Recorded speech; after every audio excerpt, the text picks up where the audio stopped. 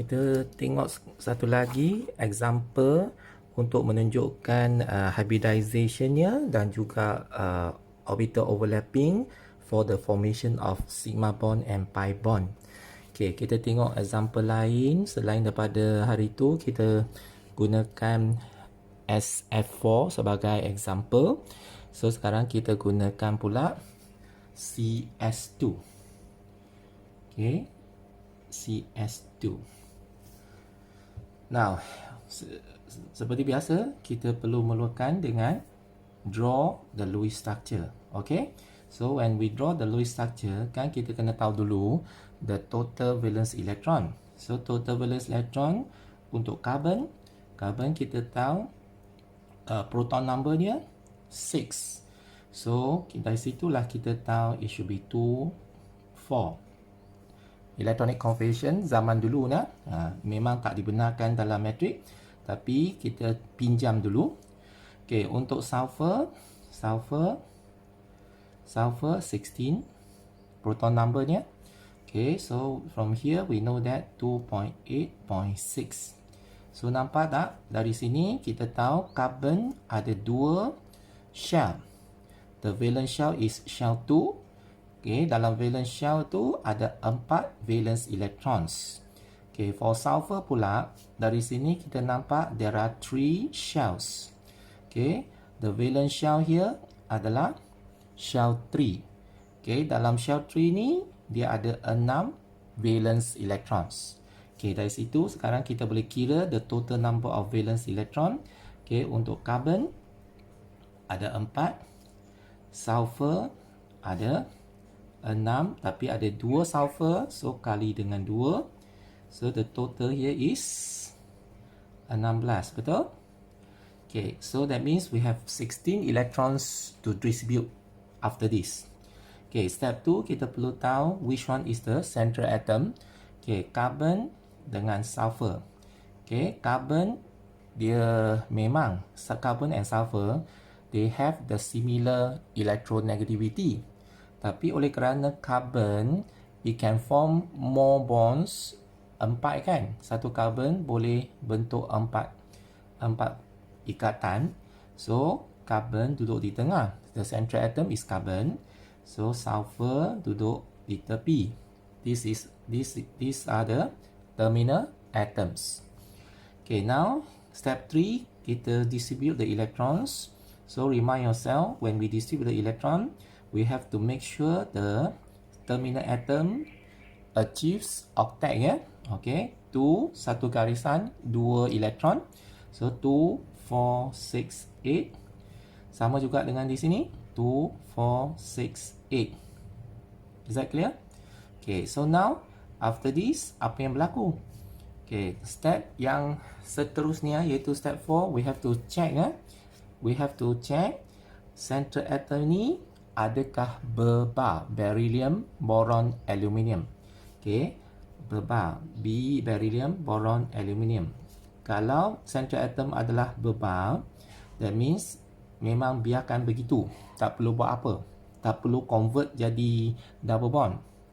Okay, tapi di sini the central atom here is C, carbon. Carbon bukan beryllium, bukan boron, bukan aluminium.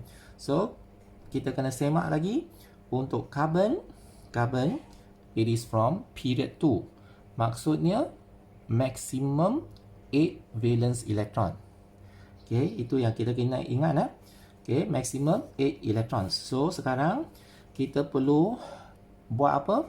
Kita perlu make sure the central atom achieve octet dulu. Okay, cuba jadikan dia octet untuk carbon. So carbon di sini ada 4 elektron saja. Jadi dia perlukan 4 lagi electrons untuk achieve octets. So that is why now we have to convert the lone pair from the terminal place. Hello. Okay, if we want to convert the lone pair, it must be the lone pair of terminal atoms. Okay, convert terminal atoms, dua ni terminal atoms punya lone pair jadi pi bond di sini.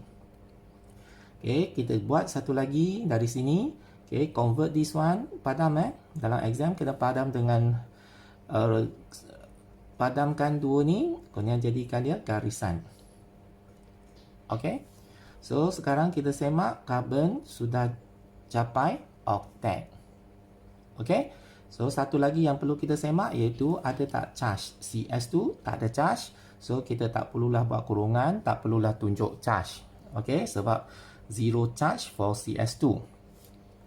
Now, kemudian next, step 2, count the total number of electron domains. Okay, macam mana kita nak tahu the total number of electron domains? Okay, ataupun ini juga dikenali sebagai steric number lah. Okay, macam mana kita nak tentukan steric number ataupun total number of electron domains? Okay, masih ingat? Kita perlukan kira terminal atoms ataupun secara kalau nak senang jiran atom. Okey, atom jirannya apa? Okey.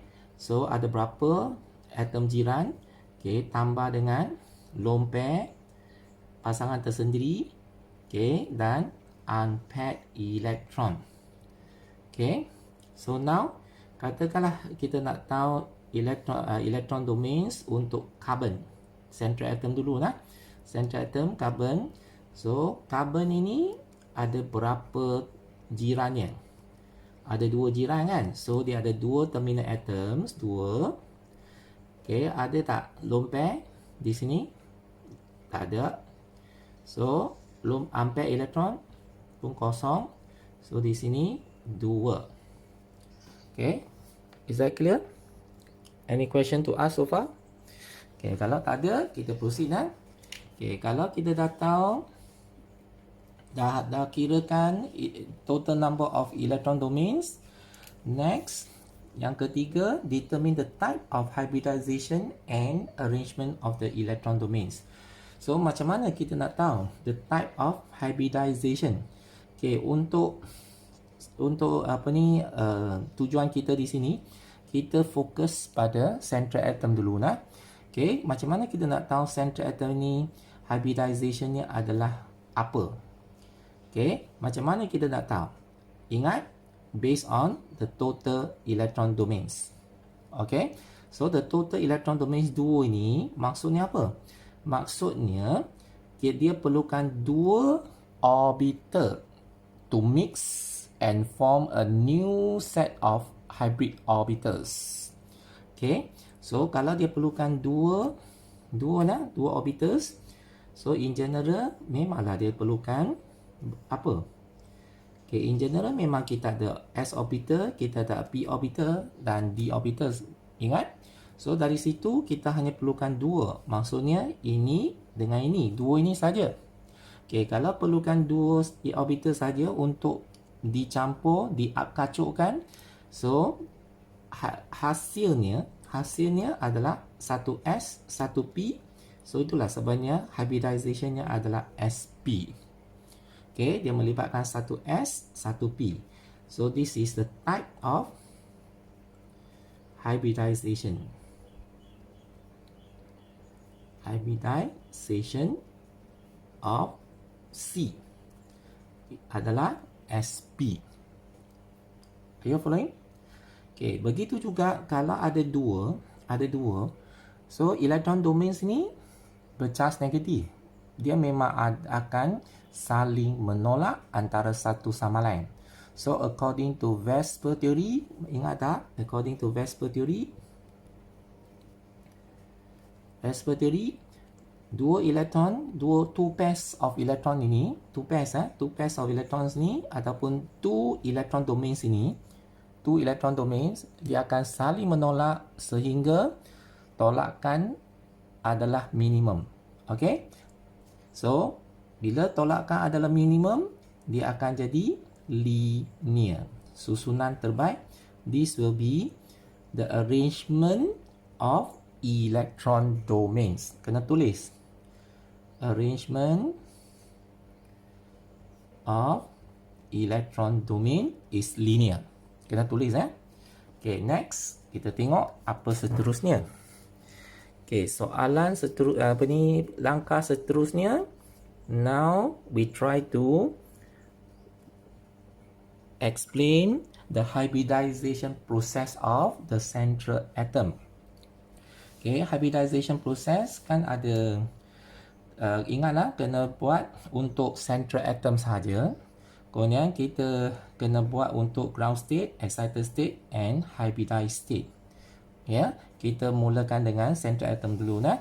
Okay, central atom kita adalah carbon. Ingat di situ. Kemudian kita pun dah tahu hybridization of the central atom is sp. Kemudian satu lagi iaitu susunan arrangement of the electron domain is linear. Okay, kalau kita dah tahu semua ini, satu lagi yang perlu kita semak dan pastikan sebelum kita proceed ke hybridization process. Okay, so jadi satu lagi yang perlu kita tahu iaitu formal charge untuk setiap atom ini. Okay. Now, how can we determine the formal charge for each of these? Okay, masih ingat tak formal charge? Macam mana kita nak kira formal charge? Formal charge sama dengan apa dia? The valence electrons tolak dots and lines. Masih ingat? Okay. So now we try to calculate untuk sulfur ini. Sulfur ini valence electron 6, betul? Okay. Valence electron is 6. So 6 minus 4 dots, 2 lines. So dia akan jadi kosong. Okay, sulfur ini pun sama kan? Valence electron 6, tolak 2 lines, 4 dots, so 0. Untuk carbon, 4 valence electrons, tolak 4 lines, so kosong juga. Okay, kalau kita dah tahu formal charge mereka kosong, barulah kita tahu, okay, sekarang carbon di sini valence elektronnya 4 asalnya. Asalnya 4 ya. So kita buat dulu ground state. Okay, kena tulis penuh lah ground state untuk carbon. Okay, carbon formal charge tadi kosong kan. So maknanya charge-nya kosong lah.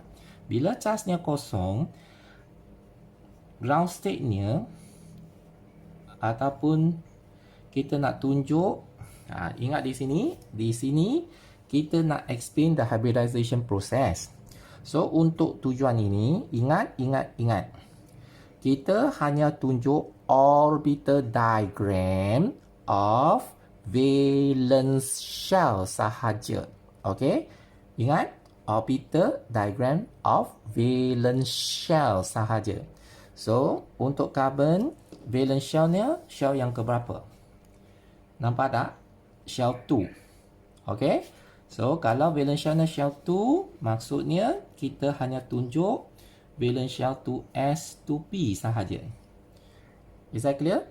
Kemudian kita tahu valence elektronnya 4. Jadi kita tunjuk untuk neutral atom 4 valence elektron, 1, 2, 3, 4. Inilah ground state untuk carbon. Okay, lepas tu kita perlu tunjuk excited state untuk carbon. Okay, so now macam mana kita nak tahu excited state carbonnya apa? Okay, simple. You have to refer to the Lewis structure. Okay, tengok Lewis structure di sini. Lewis structure di sini, carbon ada tak lone pair? Okay, carbon di sini tak ada lone pair. No lone pair. Tak ada elektron berpasangan. Okay, kalau tak berpasangan, maksudnya elektron di sini tak boleh di sini. Okay, dia tak boleh berpasangan di sini. Okay, itu satu benda yang kita perlu tahu. Yang kedua, kita tengok carbon di sini ada berapa lines. Ya, kira bilangan linesnya. Kalau ada 4 lines, maksudnya carbon di sini dia mesti ada 4 singly filled orbital. Di sini hanya 2 saja singly filled orbital. Tak cukup untuk buat ikatan. So itulah sebabnya elektron ni mesti lompat. Okay? Bila ini elektron ni lompat ke sini, barulah kita dapat 4 singly filled orbitals. Betul? Okay, kita cuba tengok. ground state, excited state dia. Salin orbital diagram dulu. 2s, 2p. Kemudian kita tahu ini lompat ke sini. So, dia akan dapat excited state.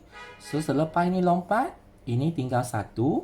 Ini kekal 1, 1. Ini lompat masuk sini. So, ini di sini 1. Are you following? So, now can you see? We have 4 singly filled orbitals. Maksudnya nanti dia akan bentuk 4 ikatan di sini. 4 lines. Is that okay? Kemudian sebab dia tak ada elektron berpasangan ataupun lone pair, jadi nampak tak? Dia tak ada lone pair di sini. Tak ada kan? Tak ada pasangan kan? Tak ada elektron berpasangan di sini. So barulah kita confirm inilah yang betul. Kemudian hybridized state untuk karbon. Okay, kita ingat tak hybridized state dia perlu berapa orbitals untuk hybridization? Nampak tak ada 2? Okey, 2 orbital diperlukan untuk hybridization. Jadi maksudnya apa? Okey, maksudnya kita perlu cantumkan 2 ini. Cantumkan 2 ini jadi hybrid orbitals. Okey, gabungkan dia. Gabung 2 tu. Gabung 2 ni, rapatkan dia. Ini adalah sp. Selepas hybridize kita dapat ini. Okay, 2 ni gabung hybridized orbital. Tinggal 2 ni kan? Yang ini unhybridized orbital. Unhybridized orbital ada elektron. Kena tunjuk. Okay, ini masih unhybridized orbital. So, it is 2p. Okay, now apa yang perlu kita tahu selepas ini? Ingat di situ, macam mana kita kira dapat ini? Macam mana kita tahu dia adalah sp? Okay, kita nampak tak? Kita kira electron domains, barulah kita tahu hybridization-nya adalah sp. Betul ke? So, sekarang, semasa kita kira ni, kita kira untuk apa? Ini terminal atoms kan? Ini untuk terminal atoms. Maksudnya apa? Maksudnya, dia juga untuk sigma bond sahaja. Okay? Number of sigma bonds. Okay, tak apa. Kita tengok ni. Kita tengok structure ni. Okay, ingat, the first bond always sigma bond. Okay, kalau dia dapat ikatan yang kedua, ketiga, memang dia akan jadi pi bond. So, maksudnya ni macam ni ya. Kan? Ini ada 2 ikatan di sini. Double bond kan? Double bond. So, ikatan pertama biasanya memang sigma bond. Ini akan jadi pi bond. Okay, ini sigma bond. The first bond always sigma bond. The rest after that it is pi bond. Are you following? Okay. So sekarang maksudnya C ini akan ada 2 sigma bond dan 2 sigma bond ini untuk dia akan melibatkan orbital hybrid. Okay, sigma bond akan terlibat dalam formation of sigma bond. Ya, sigma bond akan terlibat dalam hybrid orbitals. Hybrid orbitals terlibat dalam formation of sigma bond. Okay, maksudnya yang tinggal ini untuk pi bond. Okay, yang tinggal ni untuk pi bond. So, ini yang kita kena tahu dulu nak. So, ingat di situ hybrid orbitals digunakan untuk formation of sigma bond. Ini pula unhybrid orbitals digunakan untuk formation of pi bond. Okay, so satu lagi yang perlu kita ingat, kan kiraan ini adalah untuk menentukan hybrid orbitals.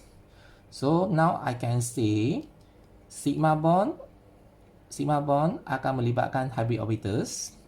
Lone pair pun akan occupy hybrid orbitals. Kan? Kiraan di sini menentukan hybrid orbitals kan? Sama juga kalau ada unpaired electron, unpaired electron juga akan occupy the hybrid orbitals. Okay? Now, kita proceed. Okay, langkah seterusnya kita tengok yang ini, iaitu now we have to draw the orbital diagrams for the terminal atoms. Okay, so untuk central atom kita dah selesai. Sekarang kita perlu draw the orbital diagrams for terminal atoms. Tapi untuk terminal atoms, we only draw the ground state sahaja lah. Draw the ground state sahaja. So, apa yang kita nak ada di sini, terminal atoms adalah sulfur. Terminal atoms adalah sulfur. So, again, ingat kita hanya tunjuk ground state dan kita hanya tunjuk valence shell untuk sulfur. Okay, kalau kita tengok valence shell untuk sulfur, kita tengok di sini. Sulfur, valence shellnya shell 3, betul? Ya, valence shellnya shell 3. So, maksudnya sekarang kita cuba tunjuk the orbital diagram untuk valence shell saja. So, valence shell kita ada shell 3 kan? Shell 3, so 3s, 3p ya. Okay, valence shellnya 3s, 3p. Valence shellnya shell 3. Okay, kita tahu juga sulfur ada 6 valence elektron. So, tunjuk 1, 2, 3, 4, 5, 6. Okay, dari sini kita nampak it has 2 singly filled orbitals. So, maksudnya apa? Maksudnya dia boleh bentuk 2 ikatan. Betul ke? Sulfur bentuk 2 lines or 2 bonds. Okay, so maksudnya betul lah tu. Okay, so ingatlah kena tunjuk the ground state for terminal atoms juga. Alright. Okay, next kita tengok langkah seterusnya. What should we do here? Step yang seterusnya, now we have to draw the orbital overlapping ya. To show the formation of sigma bond dengan pi bond. Okay, macam mana nak tunjuk? Sama juga. Okay, first draw the shape of the hybrid orbitals of the central atom. Lepas tu barulah kita tunjuk the shape of unhybridized orbitals. Alright. Now, untuk carbon ini, central atom is carbon. Kita tahu hybridizationnya adalah sp. Kita tahu arrangementnya adalah linear. Okay. So, sekarang what should we do here? Sekarang kita cuba lukis. Central atom, carbon. Okay, kita tunjuk carbon. Kemudian kita tahu hybrid orbitalsnya sp. Susunannya adalah linear kan? So, maksudnya kita lukis hybrid orbital sp. Hybrid orbitals sp. Kan? So, linear shape, betul? So, inilah kalau soalan tak suruh lukis, draw the shape of hybrid orbitals. Inilah dia. Jawapan ini. Ya. Linear lah, sp. Kena label. Kemudian kita kena tunjuk juga unhybrid orbitals. Okay, kalau kita semak betul, tengok untuk carbon, dia ada 2 hybrid orbitals. Kita dah lukis. Dia ada 2 lagi unhybrid orbitals. Okay, kalau ini kosong, tak ada elektron, kita tak perlu tunjuk lah. Okay, tapi di sini ada elektron, so kita kena tunjuk orbitalnya. So, if you still remember, p orbitals ini, shape-nya dumbbell. Okay, dumbbell shape. Okay, satu lagi peringatan. Ingat di situ, orbital p orbital ini, kan they are perpendicular to one another. Masih ingat? Kita ada px, py, pz. Betul? So, mereka ini memang berserenjang antara satu sama lain. Tapi satu lagi yang perlu kita ingat, iaitu hybrid orbital dengan unhybrid orbitals, they are perpendicular to one another juga. Okay, mesti bersenjang. So, maksudnya ini, katakanlah ini hybrid orbitals kan? Hybrid orbitals, katakanlah ini at x-axis.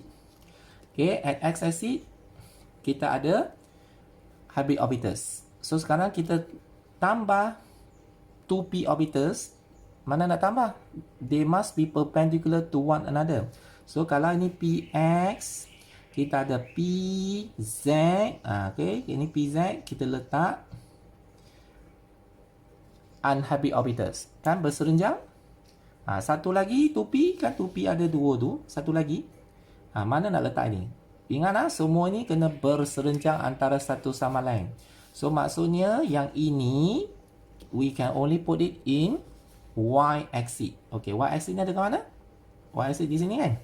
Okay, so saya cuba letak di sini y-axis tupi dumbbell shape. Ingat, it must be dumbbell shape. Okay, so ini untuk central atom sudah selesai.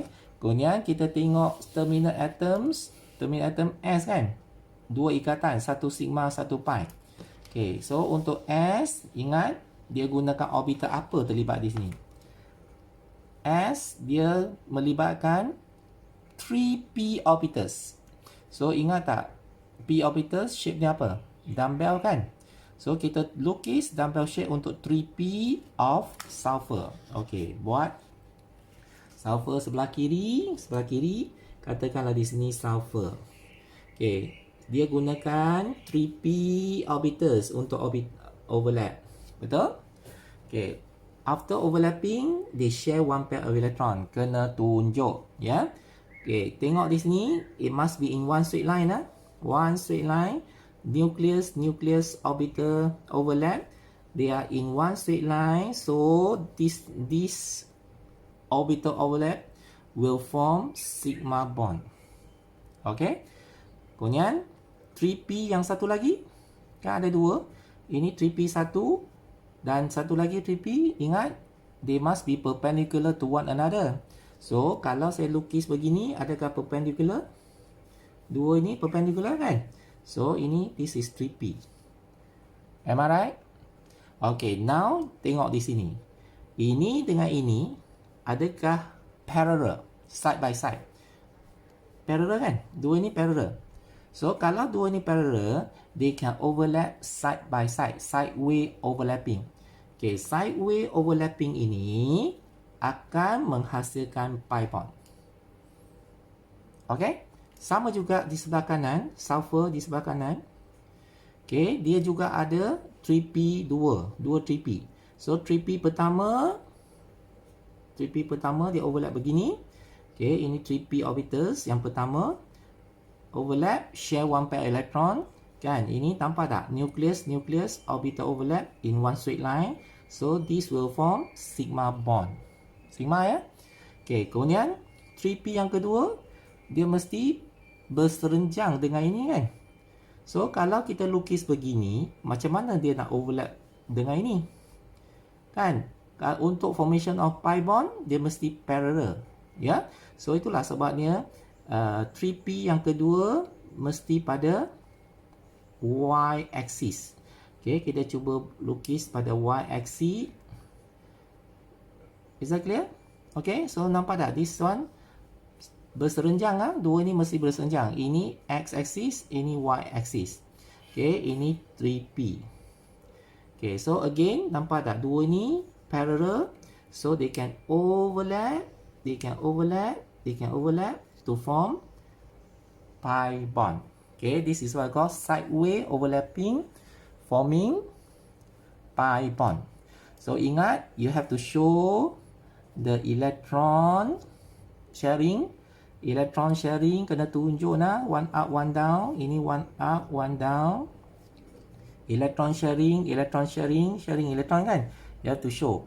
Then you have to label all the orbitals, 3p ke, sp hybridized orbitals ke, 2p ke, ya, semua kena label dengan lengkap. Sigma bond, pi bond kena label dengan lengkap.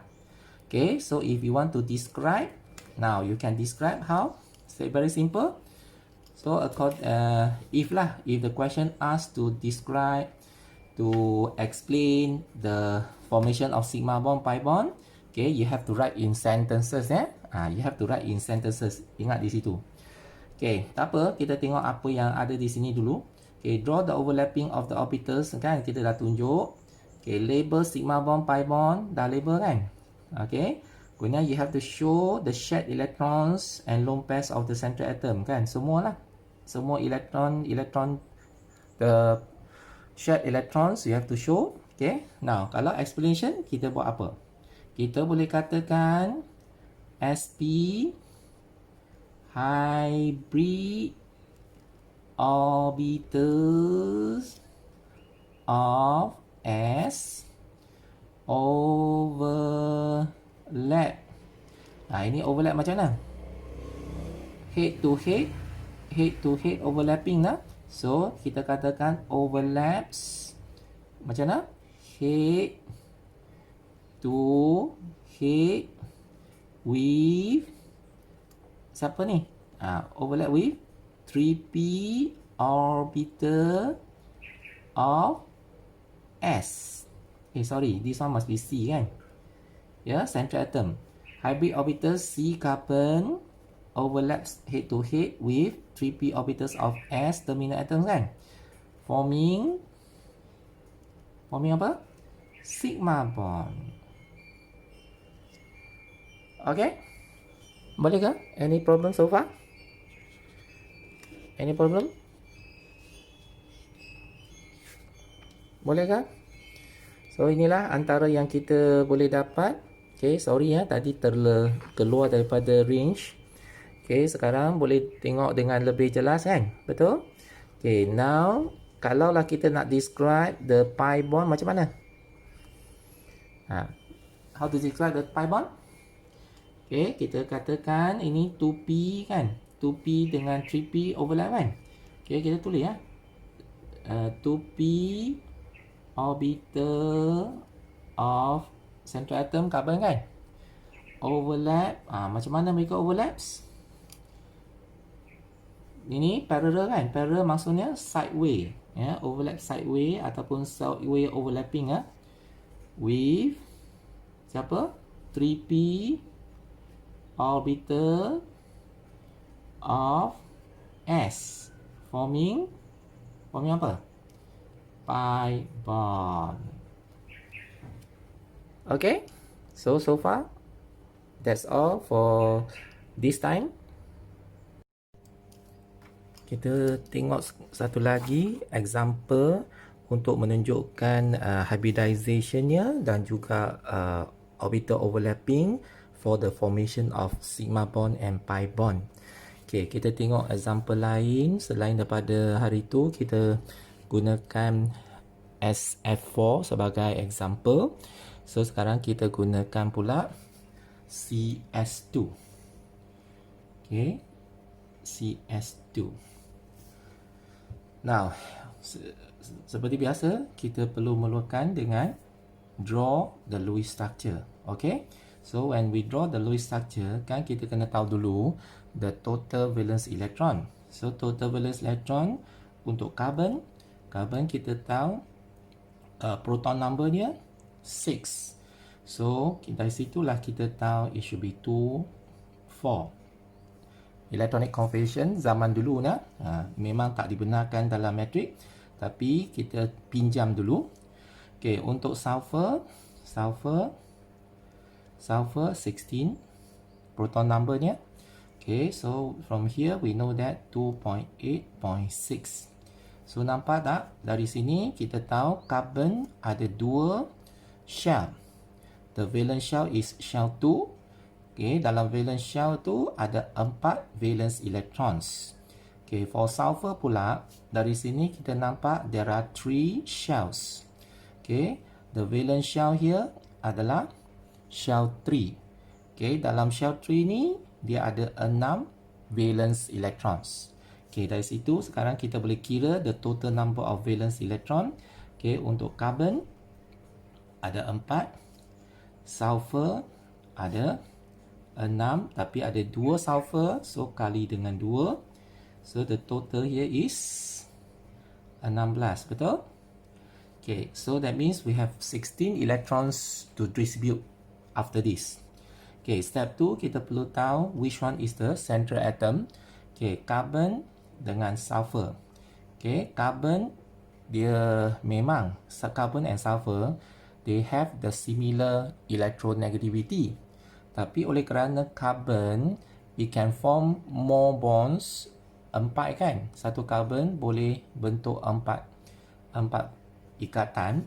So carbon duduk di tengah. The central atom is carbon. So sulfur duduk di tepi. These are the terminal atoms. Okay, now step 3, kita distribute the electrons. So remind yourself, when we distribute the electron, we have to make sure the terminal atom achieves octet, ya. Okay, 2 satu garisan 2 elektron. So 2 4 6 8. Sama juga dengan di sini 2 4 6 8. Is that clear? Okay, so now after this, apa yang berlaku? Okay, step yang seterusnya iaitu step 4, we have to check, we have to check central atom ni adakah berbar, beryllium, boron, aluminium. Okay, berbar, B beryllium, boron, aluminium. Kalau central atom adalah berbar, that means memang biarkan begitu, tak perlu buat apa, tak perlu convert jadi double bond. Okay, tapi di sini the central atom here is C, carbon. Carbon bukan beryllium, bukan boron, bukan aluminium. So kita kena semak lagi. Untuk carbon, it is from period 2. Maksudnya maximum 8 valence electron. Okay, itu yang kita kena ingat. Okay, maximum 8 electrons. So sekarang kita perlu buat apa? Kita perlu make sure the central atom achieve octet dulu. Okay, cuba jadikan dia octet untuk carbon. So carbon di sini ada 4 elektron saja. Jadi dia perlukan 4 lagi electrons untuk achieve octets. So that is why now we have to convert the lone pair from the terminal, please. Hello. Okay, if we want to convert the lone pair, it must be the lone pair of terminal atoms. Okay, convert terminal atoms, dua ni terminal atoms punya lone pair jadi pi bond di sini. Okay, kita buat satu lagi dari sini. Okay, convert this one, padam dalam exam kena padam dengan padamkan dua ni, kemudian jadikan dia garisan. Okay, so sekarang kita semak carbon sudah capai octet. Okay, so satu lagi yang perlu kita semak iaitu ada tak charge. CS2 tak ada charge. So kita tak perlulah buat kurungan, tak perlulah tunjuk charge. Okay, sebab zero charge for CS2. Now, kemudian next step 2, count the total number of electron domains. Okay, macam mana kita nak tahu the total number of electron domains? Okay, ataupun ini juga dikenali sebagai steric number lah. Okay, macam mana kita nak tentukan steric number ataupun total number of electron domains? Okay, masih ingat? Kita perlukan kira terminal atoms ataupun secara kalau nak senang jiran atom. Okay, atom jirannya apa? Okay, so ada berapa atom jiran? Okay, tambah dengan lone pair pasangan tersendiri, okay, dan unpaired electron. Okay, so now katakanlah kita nak tahu electron domains untuk carbon. Central atom dulu lah. Central atom carbon. So carbon ini ada berapa jirannya? Ada 2 jiran kan? So dia ada 2 terminal atoms, 2. Okay, ada tak lone pair di sini? Tak ada. So unpaired electron pun kosong. So di sini 2. Okay, is that clear? Any question to ask so far? Okay, kalau tak ada, kita proceed lah. Okay, kalau kita dah tahu, dah kirakan total number of electron domains. Next, yang ketiga, determine the type of hybridization and arrangement of the electron domains. So, macam mana kita nak tahu the type of hybridization? Okay, untuk apa ni, tujuan kita di sini, kita fokus pada central atom dulu lah. Okay, macam mana kita nak tahu central atom ni hybridizationnya adalah apa? Okay, macam mana kita nak tahu? Ingat, based on the total electron domains. Okay, So the total electron domains 2 ini maksudnya apa? Maksudnya dia perlukan 2 orbital to mix and form a new set of hybrid orbitals. Okay, so kalau dia perlukan dua orbitals, so in general memanglah dia perlukan apa? Okay, in general memang kita ada s orbital, kita ada p orbital dan d orbital. Ingat? So dari situ kita hanya perlukan 2. Maksudnya ini dengan ini, 2 ini saja. Okay, kalau perlukan 2 orbital saja untuk dicampur, diapkacukkan, so hasilnya adalah 1s, 1p. So itulah sebabnya hybridizationnya adalah sp. Okay, dia melibatkan 1s, 1p. So this is the type of hybridization. Hybridization of C adalah sp. Are you following? Okay, begitu juga kalau ada dua, so electron domains ni bercharge negatif. Dia memang akan saling menolak antara satu sama lain. So according to Vespers theory, ingat tak? According to Vespers theory, two pairs of electron ini, two pairs of electrons ni ataupun two electron domains ini, dia akan saling menolak sehingga tolakan adalah minimum. Okay? So, bila tolakan adalah minimum, dia akan jadi linear. Susunan terbaik, this will be the arrangement of electron domains. Kena tulis. Arrangement of electron domain is linear. Kena tulis Okay, next kita tengok apa seterusnya. Okay, soalan langkah seterusnya. Now we try to explain the hybridization process of the central atom. Okay, hybridization process kan ada ingatlah kena buat untuk central atom sahaja. Kemudian kita kena buat untuk ground state, excited state and hybridized state. Ya, kita mulakan dengan central atom dulu nah. Okay, central atom kita adalah carbon. Ingat di situ. Kemudian kita pun dah tahu hybridization of the central atom is sp. Kemudian satu lagi iaitu susunan arrangement of the electron domain is linear. Okay, kalau kita dah tahu semua ini, satu lagi yang perlu kita semak dan pastikan sebelum kita proceed ke hybridization process. Okay, so jadi satu lagi yang perlu kita tahu iaitu formal charge untuk setiap atom ini. Okay. Now, how can we determine the formal charge for each of these? Okay, masih ingat tak formal charge? Macam mana kita nak kira formal charge? Formal charge sama dengan apa dia? The valence electrons tolak dots and lines. Masih ingat? Okay. So now we try to calculate untuk sulfur ini. Sulfur ini valence electron 6, betul? Okay. Valence electron is 6. So 6 minus 4 dots, 2 lines. So dia akan jadi kosong. Okay, sulfur ini pun sama kan?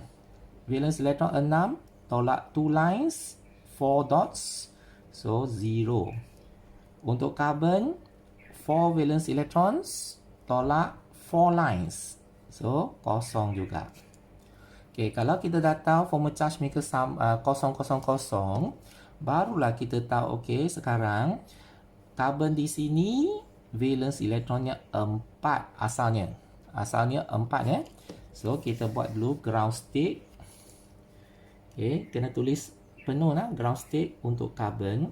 Okay, carbon formal charge tadi kosong kan. So, maknanya charge-nya kosong lah. Bila charge-nya kosong, ground state-nya ataupun kita nak tunjuk, ingat di sini kita nak explain the hybridization process. So, untuk tujuan ini, ingat. Kita hanya tunjuk orbital diagram of valence shell sahaja. Okay? Ingat, orbital diagram of valence shell sahaja. So, untuk carbon, valence shell-nya shell yang keberapa? Nampak tak? Shell 2. Okay? So, kalau valence shell-nya shell 2, maksudnya kita hanya tunjuk valence shell 2s 2p sahaja. Is that clear? Kemudian, kita tahu valence elektronnya 4. Jadi, kita tunjuk untuk neutral atom 4 valence elektron 1, 2, 3, 4. Inilah ground state untuk carbon. Okay, lepas tu kita perlu tunjuk excited state untuk carbon.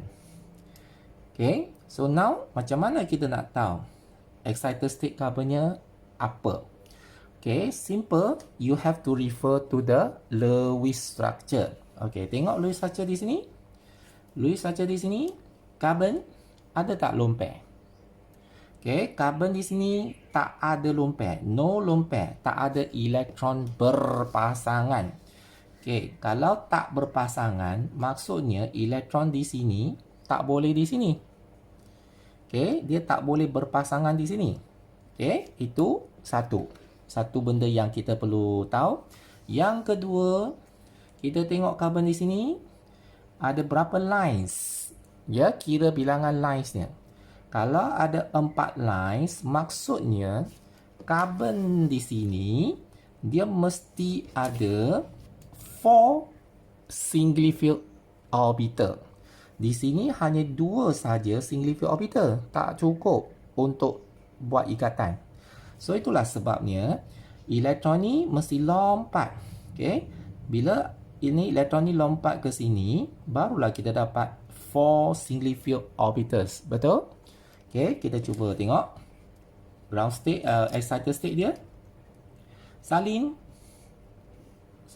orbital diagram dulu. 2s, 2p.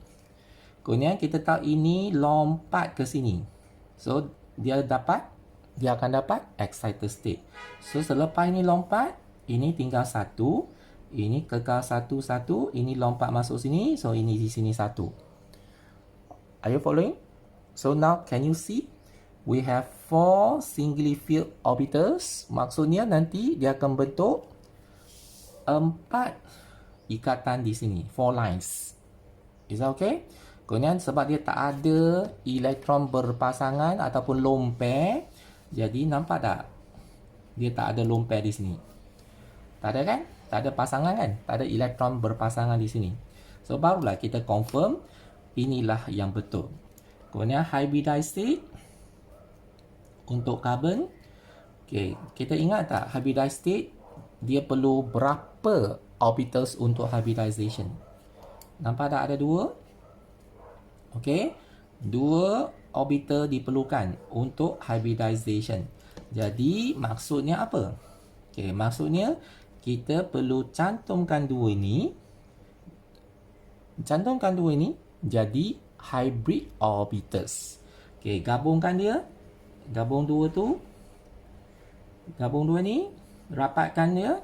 Ini adalah sp. Selepas hybridize, kita dapat ini. Okay, 2 ni gabung hybridized orbital. Tinggal 2 ni kan? Yang ini unhybridized orbital. Unhybridized orbital ada elektron. Kita tunjuk.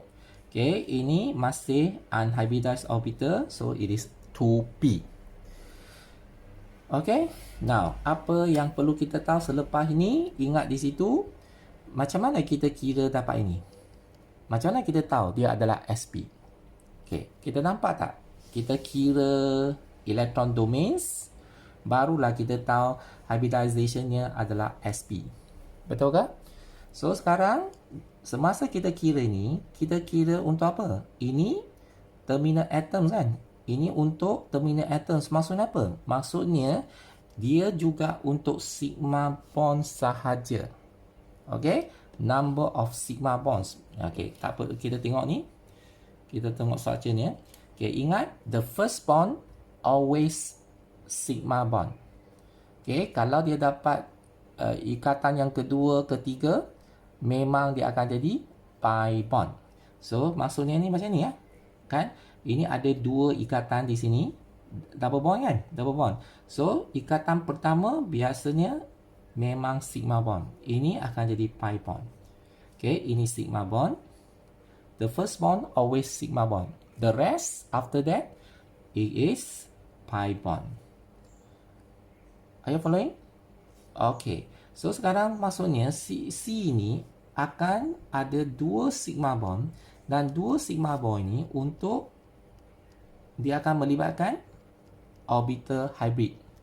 Okay, sigma bond akan terlibat dalam formation of sigma bond. Sigma bond akan terlibat dalam hybrid orbitals. Hybrid orbitals terlibat dalam formation of sigma bond. Okay, maksudnya yang tinggal ini untuk pi bond. Okay, yang tinggal ni untuk pi bond.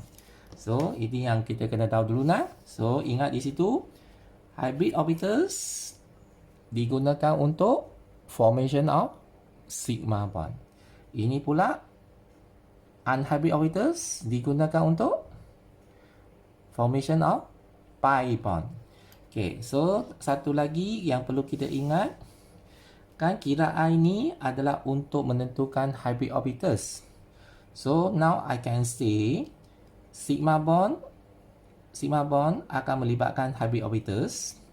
Lone pair pun akan occupy hybrid orbitals. Kan? Kiraan di sini menentukan hybrid orbitals kan? Sama juga kalau ada unpaired electron, unpaired electron juga akan occupy the hybrid orbitals. Okay? Now, kita proceed. Next, kita kena draw the orbital diagrams for the valence shell. Kenapa jadi blur? Hello? Excuse me? Kenapa jadi blur?